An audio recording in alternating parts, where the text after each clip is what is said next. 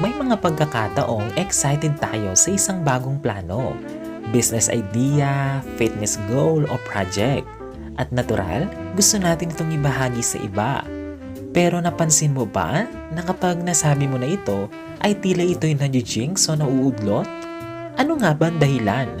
At ano nga ba ang mga siyentipikong paliwanag dito ng mga eksperto? Tara at sabay-sabay nating alamin mga katribyu.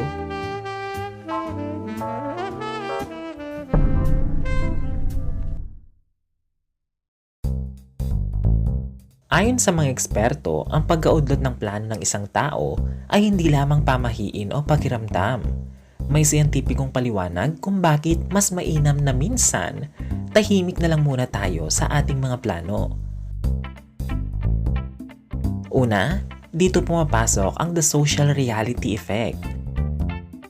Ayon sa isang pag-aaral ng New York University psychologist na si Peter Gollwitzer, kapag sinabi mo na sa iba ang iyong layunin, ang utak mo ay nagpaparamdam na parang nagawa mo na ito, kahit hindi pa talaga. Ang tawag dito ay identity symbol completion. Ibig sabihin, kapag pinuri ka ng iba, wow, ang galing ng plano mo. Naglalabas ng dopamine ang utak mo. Ito ang chemical ng kasiyahan at tagumpay. Ang nagiging resulta, mas nababawasan ang motivation na totoong gawin ng plano dahil nakamit mo na ang psychological reward, ang pagsasabi pa lang.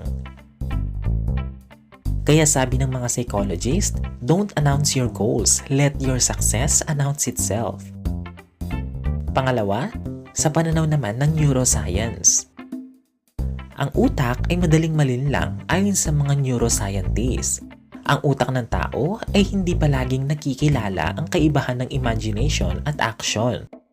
Kapag paulit-ulit mong sinasabi ang plano mo, ang isip mo ay nagkakaroon ng illusion of progress.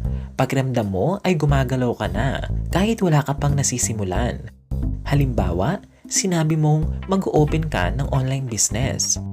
Ang utak mo ay magpapadala ng dopamine hit na parang ginawa mo na ang unang hakbang. Kaya nawawala ang urgency para aktwal na kumilos. Ayon naman sa pananaw ng social psychology, malaki ang ambag ng pressure at negative energy mula sa iba. Minsan, hindi naman masama ang intensyon ng iba. Pero kapag sinabi mo ang plano mo, nakakakuha ka ng iba't ibang opinyon, duda o inggit. Ayon sa mga pag-aaral sa University of Sheffield, ang sobrang social pressure o expectations ng iba ay nagdudulot ng performance anxiety. Parang kailangang patunayan mo na agad kaya mas nabibigatan ka. At kung minsan naman, may mga taong unconsciously nagbibigay ng negative energy. Ang taong may malasakit pero sinasabayan ng pangungutya o pang-discourage.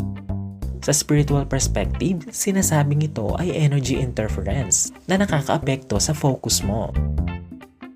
Sa pananaw naman ng mga successful na tao, naniniwala sila sa prinsipyo ng move in silence. Kagaya ni Steve Jobs na nagsasabing work quietly and let your product speak. Si Elon Musk na halos walang sinasabi sa media tungkol sa susunod niyang proyekto hanggang siguradong handa na. Ang mga Korean idols at Japanese entrepreneurs ay kilala rin sa konsepto ng Uchisoto. Panloob muna ang plano bago ipaalam sa labas. Ang kanilang dahilan, ang katahimikan ay nagbibigay ng proteksyon, focus at creative freedom. Habang tahimik ka, walang nakikialam, kaya mas tuloy-tuloy ang progreso at tagumpay. Pagdating naman sa energy and spiritual perspective, may pinaniniwalaan sila na dapat protect your vibration. Ayon sa mga spiritual practitioners, bawat ideya ay may enerhiya. Kapag sinabi mo agad, hinahati mo ang enerhiyang iyon sa mga taong pinagsasabihan mo. At hindi lahat ng tao ay kayang i-handle o suportahan iyon. Ang iba ay may negatibong emosyon at ang frequency ng kanilang pagdududa o inggit ay maaaring makaapekto sa daloy ng enerhiya mo. Dito pumapasok ang evil eye. Ito ang dahilan kung bakit sinasabing, don't share your plans too soon. Energy flows where attention goes. Ayon naman sa motivation science, ang gana ay nakaangkla sa secrecy. Ayon sa pag-aaral ni Gabriele Oettingen ng University of Hamburg, Ang mga taong tahimik pero consistent sa action ay mas madalas nakakapagtapos ng kanilang mga plano.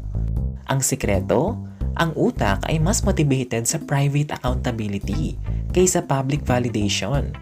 Ibig sabihin, kapag tahimik ka lang, ang tanging pressure mo ay ang sarili mo, hindi ang opinyon ng iba. Pinakahuli ay ang practical na pananaw. Sa pananaw na aspeto, kapag sinabi mo agad ang plano mo, pwede itong gayahin ng iba. Pwede kang pangunahan o kaya ay masira ang diskarte mo dahil sa labis na payo o panghihimasok. Ang tahimik na tao ay hindi nangangahulugang masikreto o tuso. Ito ay marunong maghintay ng tamang panahon bago magpakita ng resulta. Hindi ibig sabihin ng pananahimik ay pagiging malihim. Ito ay paraan ng pagtutok at proteksyon sa iyong pangarap. Ang mga plano ay parang binhi. Kapag ikinalat mo agad, baka malanta bago tumubo. Pero kung iingatan mo muna ito sa ilalim ng lupa, may panahon itong lumago, lumakas at mamunga. Kayo mga ka-Triview, may mga plano din ba kayong naudlot dahil sa kadaldalan? At kung oo, nais naming marinig ang inyong saloobin sa comment section below. Hanggang sa muli mga ka-Triview.